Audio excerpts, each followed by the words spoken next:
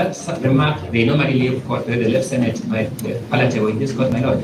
I need that. No, because it's an adjournment. No, is that remark palatable for my lord and my lady? But because, you know, we have decorum at the bar. If you have a professor of law misbehaving at the bar, I'm urging that you direct that remark to be withdrawn first, then we make progress. I'm urging, my lord. The remark was made in your presence. I'm urging it to be withdrawn first, then I can respond. My lord, I have no problem with withdrawing the remark, but the point is, it is a vague application for adjournment.